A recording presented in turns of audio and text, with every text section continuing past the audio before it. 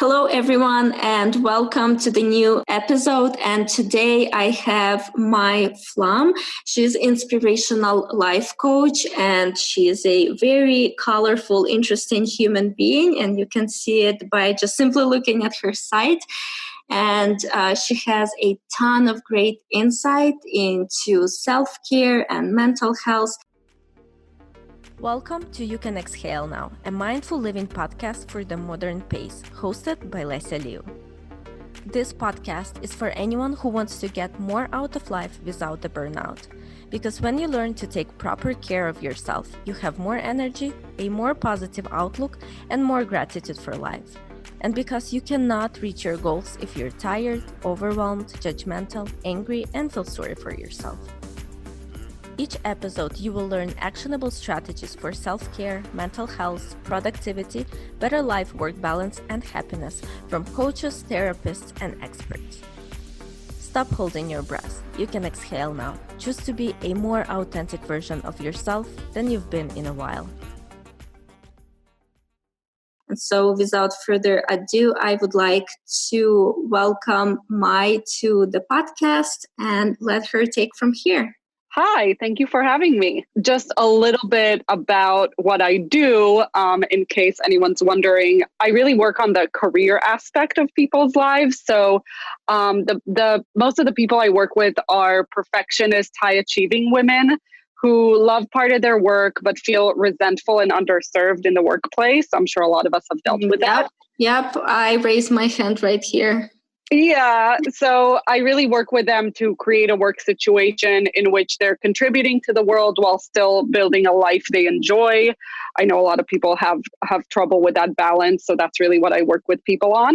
Separating your values and your goals in the workplace from your bosses, your parents, your coworkers, to feel better about how you're doing at work. So that's an important aspect of self-care that I find people don't talk about so much. They think they can do self-care outside of the workplace, and at work they just have to take it. Yeah, and I just wanted to add that this is a great topic. To be honest, I am one of those people who kind of felt that self-care is a type of hobby you have or something like that, and that at work you have to be your best and do your best, which of course sounds great, but then there is this balancing act between feeling fulfilled and being productive, but also not being burned out, overwhelmed, overworked, and all of those things. So I think this is a great topic, and I'm sure a lot of people are struggling with that balance in their work-life situation. For sure. Yes. So, I mean, obviously this is something we can talk about for hours, but in terms of quick tips to give your listeners, one thing that I see a lot in my clients is this idea of I'm not doing well at work, right? And where that comes from, once I dig in with my clients, I noticed that the things they're not doing well in are things that they don't actually care about. It's maybe something that their boss thinks it's important, or their parents said is important, or their boyfriend, girlfriend said is important. But when I actually ask them, like, do you think this is an important aspect of your job? They're like, no, if I was running this company, I wouldn't actually care about this. So an example is having their email really organized, right? Or staying really late at the office, right? So it might be that your boss thinks whoever stays latest at the office is the best.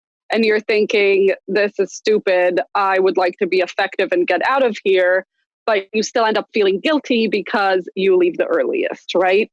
Yes, and I think this is such an important issue. Our society right now encourages checking your work email 24/7, all those Slack notifications, Zoom notifications, whatever else, staying in the latest, as the type of almost like an honor system that, look at me, I do not have personal boundaries.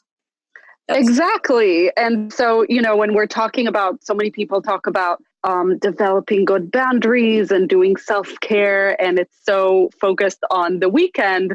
So one easy way to do that during the work week and at your workplace is when you notice yourself doing those things, right? Like constantly checking your email, constantly checking your notifications in the middle of the night, even if you're self-employed, by the way, a lot of my clients are employed at companies, but even people who are self-employed end up doing this, even though they don't have a boss. They're just like, I guess I'm supposed to always check my messages, right? So always asking yourself, whether you are the boss or you're not, if I had a choice, is this the right way to run a company or to handle this job? If it was up to me, right, and I didn't have these societal standards, would I choose to do this? Does this make sense as a good way to live my life, right? Mhm. A lot of times, just asking yourself that question, you realize that the reason you've been doing something is just because maybe you saw other people doing it, or you thought you should, but you realize it doesn't make sense for you.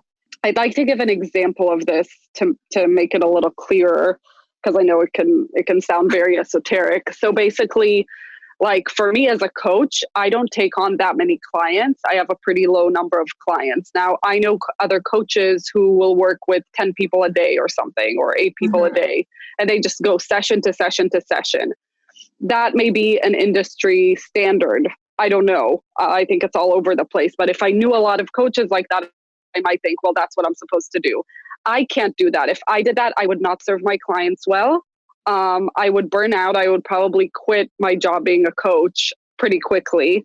And I think my clients would not be happy with the results they're getting with me, because I would just be like checked out and not paying attention. Absolutely. So yeah. So for me, I've had to learn, okay, this is a client load I can take on. This is how I'm going to organize my day so that it still ends up generating profit and et cetera, and I can take care of myself. But I just cannot look at what other coaches are doing and say, well, they're seeing 8 clients a day and I'm seeing, 4 clients a day, and it's a lot for me, so I'm not good, right? I have to just look at my own paper and ask, what is going to serve me? What is my ideal workday like?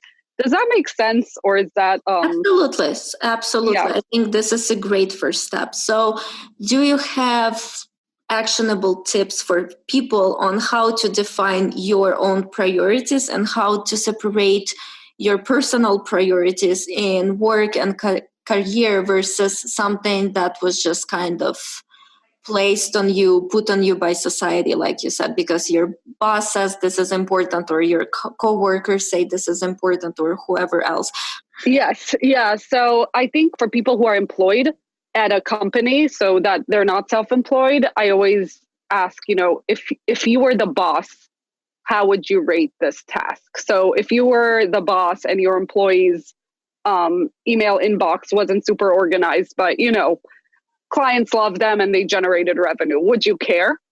Like if your employee was kind of awkward, but whatever, did this other aspect of the job well, would you care?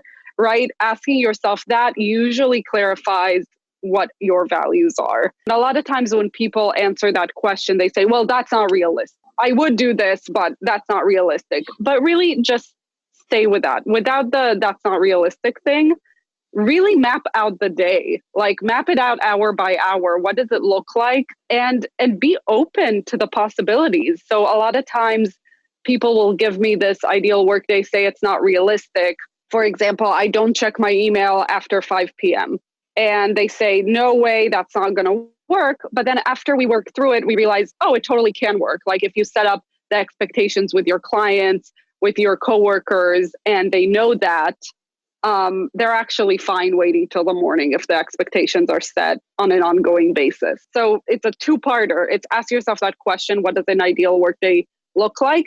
And actually be open to more radical possibilities for changing your behavior. Don't just assume things are unrealistic. Those would be my 2 tips. And that brings me to actually my next question. So let's say you have defined your priorities. How do you set those boundaries, personal boundaries? How do you push back? Because we are not we don't all have great bosses who are very self-aware or bosses who respect others people's boundaries. So if you're faced, and I think for a lot of people when they say that this is not realistic, I think what they are really saying is that I will not be allowed to do this. I cannot stand up for myself. So how do you push back in the best way possible where you do not risk losing your job altogether? How do you find that balance between setting your boundaries and maintaining your boundaries and not getting your boss upset? Yes. So the first thing I always ask people to think about is think about the people in their company that get away with stuff, right? We all know that person that we work with who they get away with way more than everyone else. And notice how they did that. So really look into people that you notice getting away with things in your industry that you wouldn't dream of, and kind of break down what's going on with them. Why do you think they're able to get away with things, right? So that's the first step to learning this kind of radical self-care in the workplace. And then the second step, I would say, is coming into it with non-attachment. So a lot of people think that if they just ask their boss once to change a workplace policy, the boss will say yes, and that'll be the end of it. And if they say no, that's the end of it. And it's well, that didn't work. I'm not allowed to do it. Right? So, and that's really the first mistake that I see people making. To me, it's less about how to ask or how to bring it up and more about just knowing that you can bring something up and someone is allowed to say yes or no. And you have to just accept their answer. It doesn't mean accept it as a final answer, that's it. But I'll give you an example. Let's say you want to work remotely and you talk to your boss about it, you present it, you use all the tips for kind of bringing up things to a boss, which again could be its own podcast. I'm not getting into the nitty gritty because we'd be here for an hour just on that topic. But let's say you do a really good job asking and the boss says, no, I don't believe in remote workers. You have to come to the office every day and stay here for 8 hours, right? That sucks. But then at least you know where your boss stands. And a lot of us think it's silly at this point in 2019 to be working at an office all day when a lot of our work could be done remotely at a lot of jobs. When you know you have this kind of dinosaur boss, then you asked and right? And you can make next steps. And a lot of times even getting that no and getting clarification moves you forward at least to okay, I'm going to go job hunting, or I'm going to prepare to ask again next quarter, or bring this up to whatever in a general meeting of the department and escalate it, right? I wouldn't say it's really about convincing someone or saying it the right way to get a yes. I would say it's just about learning to ask in general. That's the skill, and not feeling like people have to say yes for you to win. Yeah, absolutely. I think so many people are even afraid to bring something up, to ask something, that they are limiting themselves before they even begin something. But let me ask you this. So, and it's kind of a part personal story too. Yeah. But like you said, there's a lot of dinosaur bosses.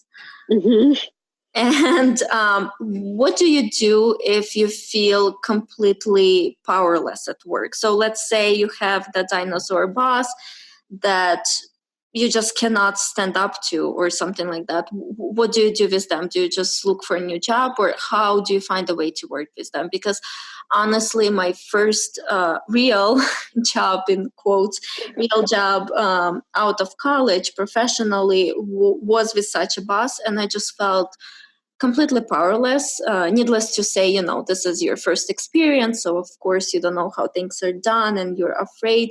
But then there's also this thing where after a while you almost normalize the behavior of the boss, where you say well, if they're hovering around me, ensuring, that I'm working, then maybe I am not trustworthy. Or if they have to double check all of my work, maybe my work is not that great to begin with. So you almost start questioning yourself Yes. and your abilities, just because someone else obviously has their own problems and issues they need to work through. But what would you say to people who feel completely powerless? Like maybe they try to stand up to their boss, maybe they try to bring up some conversations or maintain boundaries, but it just doesn't feel possible with this human. What do you do then?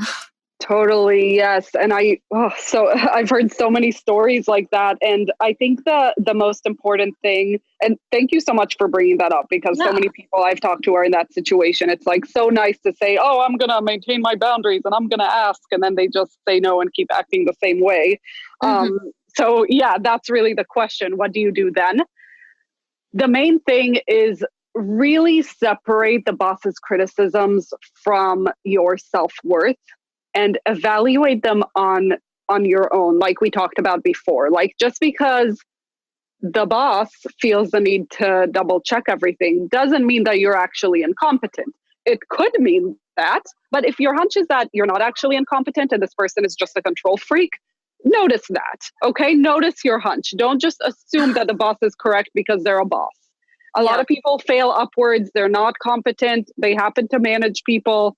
You don't actually know that this person's opinion of you is the correct one. So if you have a hunch that they're incorrect and they're just a micromanager or something, like, notice that and actually test out, what do you think? What criticisms of theirs do you want to take in? And what criticisms of theirs do you not agree with? Right?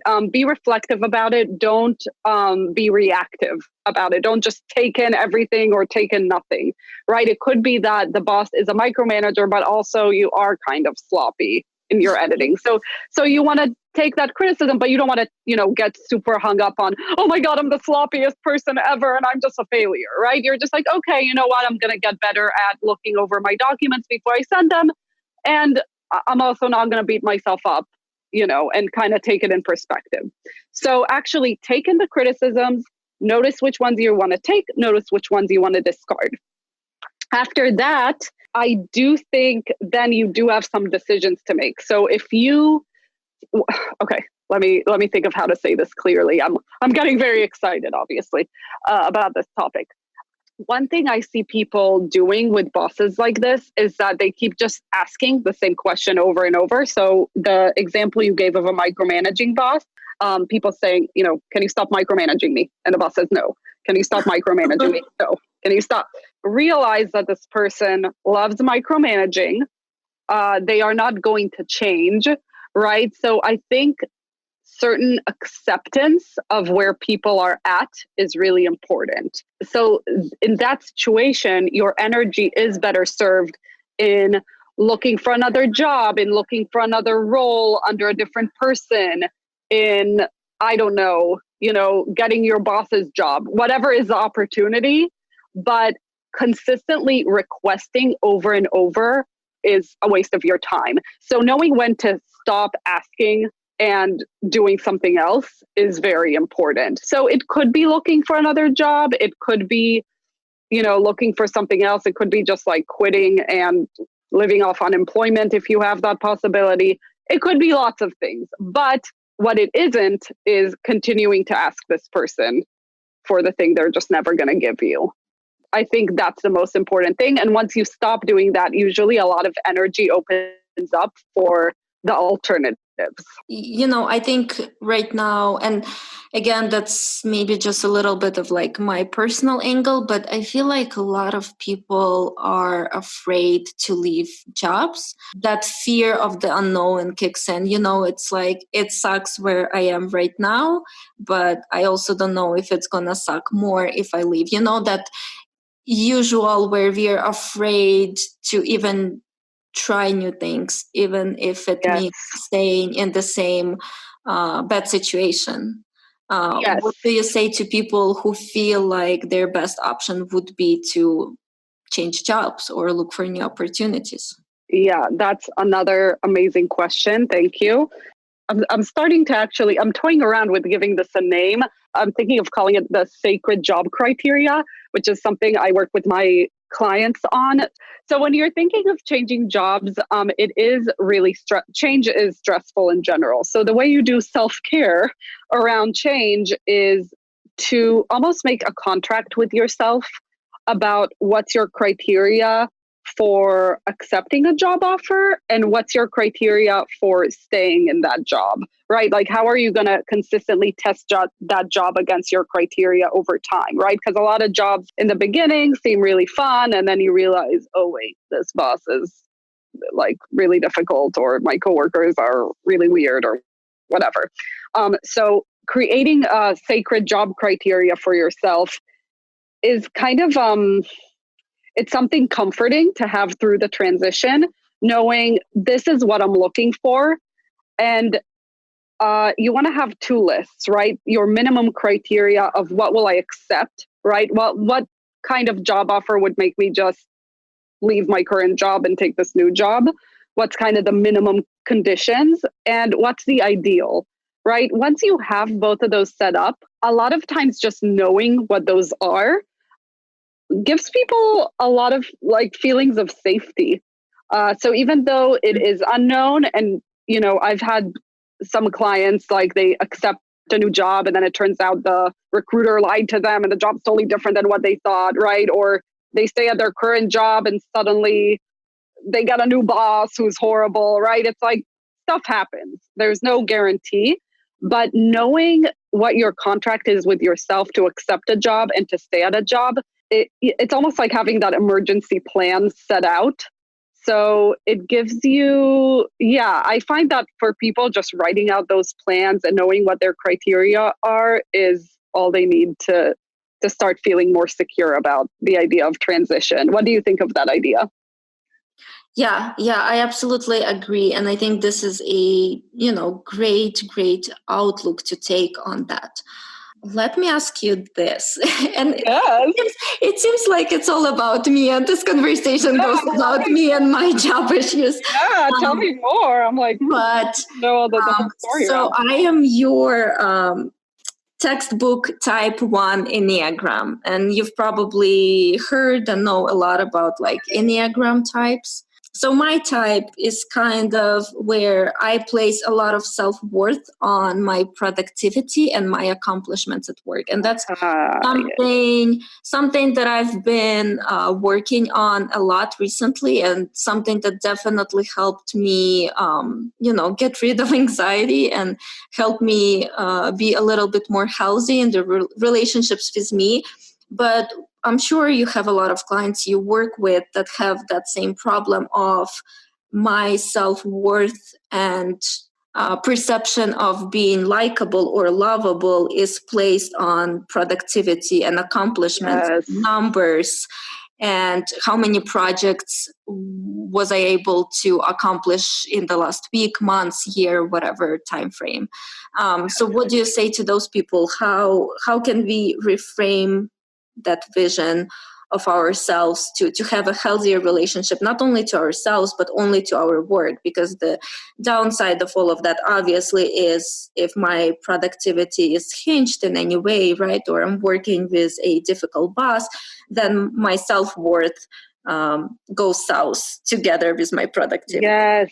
Oh my God. It's so true. And I think that's actually a transformation that I went on myself, because I used to be obsessed with productivity and just doing things really quickly. And that was what I prided myself on. And for me, it was actually when I was pregnant and was just like useless because I was throwing up all the time, that I really had to reshape my relationship with productivity. So I really relate to that. And I have worked with clients a lot on that. I think that is something a lot of workers are put under so much pressure now, because we have so much technology to make us more productive, but all that does is up the ante on how much work we could get done. Like, you would think it would just like lower our amount of work because everything is automated, but we just find more shit to do to fill up our day, which is upsetting. So what I like to challenge my clients with around productivity is to question that the most productive person is the best. So I really have them question, like, how could you do this in the least productive way possible, right? This task, and still be successful. So an example of that is, you have like a novelist like Donna Tartt who writes a book every 10 years or something, and her books are very beloved. Maybe I am less productive, less efficient if I see fewer clients than another coach. But if I see a lot of clients, I know that I would be not serving them well. But it's actually making people question the idea that productivity will lead to a better outcome. So I almost ask the question, like, how would being unproductive about this project be really great? Like, if you were really unproductive, I don't know, at making this podcast, for example, if you were the least productive podcast host ever, right? What would be like a good outcome in that? Like, how, do you see a situation where you'd have this amazing podcast that you worked on totally unproductively, but the result is an amazing podcast? What would that look like? Right. So a lot of times just that question opens up answers for people. Like, you might say, oh, it could be that I have 5 episodes, but they're like the best episodes ever. And, they're cult classics, and everyone's obsessed with my podcast that only has 5 episodes. Right. So it's just like thinking through those ideas of like what it would look like to be successful and unproductive often gives people, just some new possibilities around being unproductive, which can be fun to be unproductive. Absolutely. So yeah, what do you think? How does that resonate with you? Yeah, I absolutely agree. And the interesting thing, I was thinking while you were talking about it, that there is a film producer who produces one film every 10 years or something like that, or like having 5 episodes that are just the best episodes in the world. There is another part to it, and it's perfectionism. While some people feel like they need to accomplish 20 things in a day to feel worthy, there is a good chunk, probably another half of human population is perfectionists, and they think that their end product just has to be absolutely the best. And for a lot of people, it just stops them in their tracks. It just, this fear of not being perfect, of not being good enough, it just like freezes them. They go into this absolutely fight or flight mode in that sense. And it's another like unhealthy thing that a lot of us do. So how do you address perfectionists? How do you talk to them where they can accept not being perfect, but rather, done is better than perfect? Yeah, and I think it's great that you bring that up, because a lot of times for the people who are open to being unproductive, they do think they have to be that perfect person, right? So, it's okay if I'm unproductive, right? It's okay if I make 5 episodes, but they have to be the best episodes ever. It can't be 5 okay episodes, right? So it's almost like some people are open to only one or the other. And so I think it's a similar thing with perfectionism, where it's funny, on a session with a client the other day, I called it strategic half-assing. A lot of our jobs are super demanding, so we have to, certain parts of them, we have to become less good at, right? Because if you try to be amazing at every single part of your job, sometimes, depending who you're working under, but especially if you're working in a really demanding industry, it might be really impossible, or maybe it's possible for someone else, but it's not possible for you because some of those things are not your strength. So strategic half-assing is a really good shortcut for people to overcome their perfectionism, because it means that you're half-assing something, you're doing it less than perfect, not because you're just bad, but because you know that you need to work on something else more important, that's important for your goals. Now, that something else that's important might be sleeping.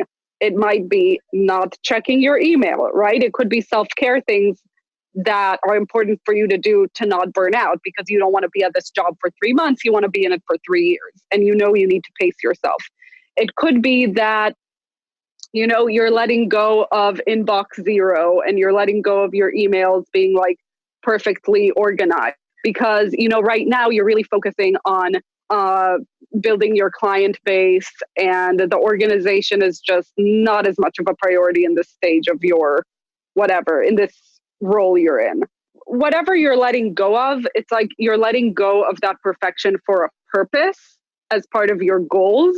So a lot of times, once it's framed that way, people are more, I think sometimes this is really difficult for people even then, but at least it helps them reframe and be like, okay, I'm not just doing something less well because I suck, but it's part of my plan, right? Yeah, And then so you basically give them permission to half-ass things that are not important. I think if there's anything our listeners can take away from this episode is the permission to half-ass things strategically, though. Yeah, exactly. Because it's, like I was just talking to a client who her boss really cares that her schedule, like she manages her boss's schedule and it needs to be perfect, right? And every detail needs to be perfect or else her boss is pissed. So it's like if she did that part less than perfect, that would actually be a big problem, right? Like some parts of our jobs we do need to be really, really good at, but a lot of times it's really only parts, right? And like other things can be done just okay, and no one cares, right? So the example we had with this client was that her writing is really easy for her. It's really easy for her to write, essays, emails, whatever. So if she even half-asses those emails, like no one's going to care. It's going to have no effect. Everyone's going to think it's great. So in those tasks, she can relax and not even do an amazing job. But she knows with the calendar, with her boss's calendar, like it needs, that's when she's like, okay, it's time to be a perfectionist. So I think kind of picking and choosing where you want to be a perfectionist can give you a lot of relief. Yeah, absolutely. I think that's a great strategy, because you're not feeling like you're letting it go just yet, but you're making small strides towards that letting go of perfection as an idea. Kind of wanted to talk to you about the current marketplace for work and the fact that a lot of people tend to switch not only jobs but also industries and careers. There's a lot of statistics coming out that, first of all, you usually are not working professionally with a degree you got from university, if you got one. And then second, there are a lot of times where people completely switch their careers 180. And it's pretty turbulent times. So how do you suggest people prioritize self-care and stay sane while they're trying to navigate a completely brand new career for them, learn new skills, find new positions, find the best fit as a company? How do you take care of yourself mentally in those times? Mm-hmm. I think the main thing I would tell people around that is not to feel like they have to run themselves into the ground just because they're learning a new skill or trying to get into a new industry. I think people, maybe because it used to be less common or people used to do it less often, people think like, if I'm going into a new industry, like I have to like go hard, or if I'm looking for a job, I have to be on the job boards for hours a day and just apply to 100 positions. And if I don't do that, then I'm failing at job searching or whatever. Yep. Something I talk a lot about is taking the easy opportunity. A lot of times we have these low-hanging fruit opportunities and shortcuts that we don't take because we feel like the industry switch or the new role needs to be this hard won thing, and it needs to be this hard Scrabble story where we work so hard to switch industries. That really burns out people fast, and they end up just stopping to look for work or just giving up pretty quickly if they go hard like that. I think letting go of the notion that switching industries needs to be difficult is the first thing. It's becoming so common and so accepted that it really doesn't need to be difficult. And staying open to the idea of taking the easy opportunities. So looking into like, are there people I know in certain industries that I could just talk to and see if they have a position open, or, connecting with people in my network, or leveraging skills I already have, right? First, looking at the easy opportunities before just going to like Indeed.com and looking at random job postings is the first thing. So yeah, notice before you start going into this working hard story. Yeah, so the passive list resistance. Yeah, I think people like to skip over that option for some reason, because it's almost like they think it should be hard. Too easy. It's cheating. I'll give you just an example of that. I lived in Israel for a while after college, and when I moved back to the US, I wanted to move into nonprofits, because in Israel I couldn't work in nonprofits because the salaries are way too low. But I knew in New York there's pretty okay salary positions in nonprofits. So what I did is I just looked into companies that work with Israel, because I have experience with Israel and Hebrew and knowing a lot of insider information about the country. And so that was my entry into nonprofits.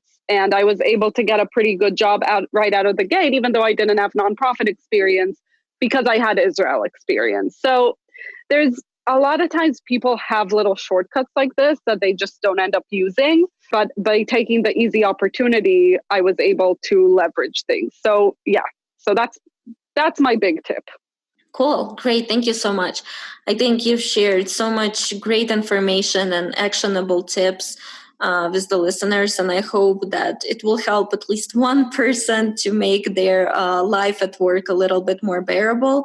Because at the end of the day, we spend 40 hours a week, at least 40 hours a week, spending in the office with those people. So it is really important, I think, that you enjoy what you're doing and you enjoy the company of people that you're working with, because otherwise that can get very miserable very fast.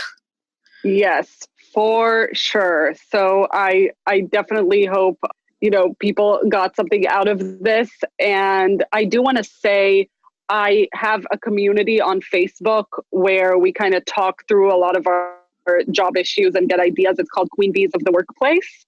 So I do recommend that. And I also have a free guide, like a 3-step guide for people just suffering with self-doubt in the workplace, when they start thinking, oh, am I bad at everything? And why did they hire me? And all of that. And we'll put all of the links in the page as well. So definitely check out all the resources and Facebook groups, because community is really important when you're dealing with issues like this.